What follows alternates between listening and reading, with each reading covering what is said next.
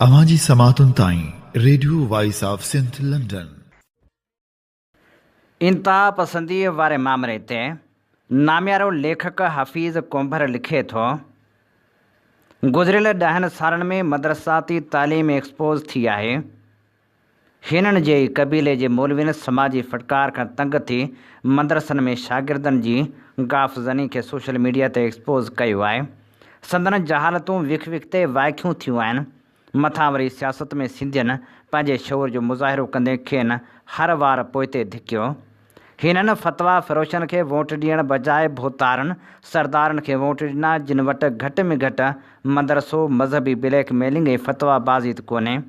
हीअ सिंध खे अफ़गानिस्तान बणाइण जा ख़्वाब ॾिसंदड़ अहसास कमतरी जा मारियल आहिनि, जिन जो अक़ीदो शलवार केतिरी मथे हुजे, रेश मुबारक जी साइज़ छा हुजे, रोज़े में इस्तंजा कीअं कजे ताईं रही आहे। ॿियो वरी ही कहिड़ो मज़हब जो फ़लसफ़ो, तारीख़, अक़ली तफ़सीर या फ़िज़िक्स आहे। समाजी साइंस तहक़ीक़ूं पढ़ी वेठा आहिनि।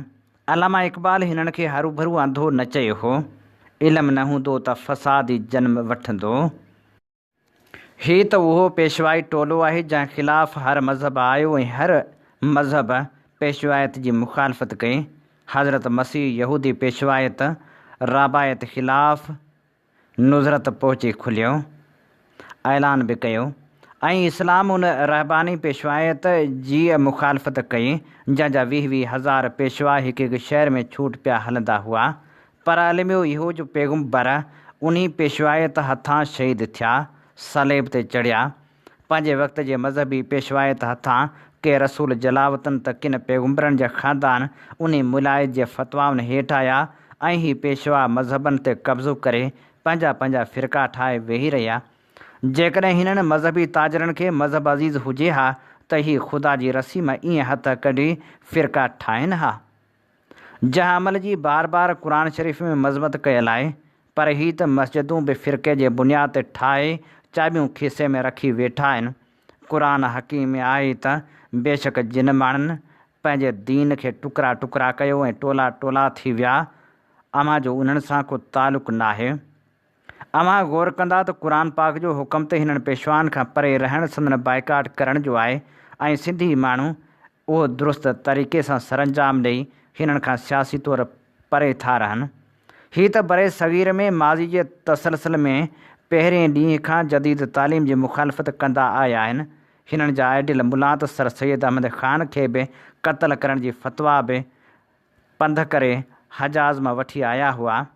हिननि हर अक़ली तहरीक, मकालमे ऐं गुफ़्ते जी मुखालफ़त करे मुस्लिम मुआशरनि ते इल्मु, साइंस, तहक़ीक़ जा दरवाज़ा बंदि करे उन्हनि ते सोलो साह खणणी हराम करे छॾियो। हिननि जे मुस्लिम मुआशरनि सां दुश्मनी जे नतीजे में मुस्लिम मुआशरनि जी हालत ॾिसो। घुट बूसट, जहालत, गुरबत, बदनज़मी, बदइंतज़ामी, बदहकूमती जो शिकार आहिनि, ऐं मथां ही दीन जो कार्ड खणी वेठा चवनि था असां इस्लाह कंदड़ आहियूं। अहिड़नि मुसलहनि खां बि क़ुर शरीफ़ इंसाननि खे हमेशह लाइ ख़बरदार कयो आहे। जॾहिं उन्हनि खे चइजे थो त ज़मीन ते फ़साद न पखेड़ियो त चवनि था त असां त रुॻो इस्लाह करण वारा आहियूं। हाणे हीअ सिंध जी ज़मीन ते फ़साद करण लाइ ख़ुदा ऐं मज़हब जो नालो इस्तेमालु करे अलहाद जा ठपा खणी उन तालीम ख़िलाफ़ु फ़साद बर्पा करण ते लथल आहिनि, जेका तालीम मुस्लिम मुआशरनि लाइ अज़ख़ुद लाज़मी थी पई आहे।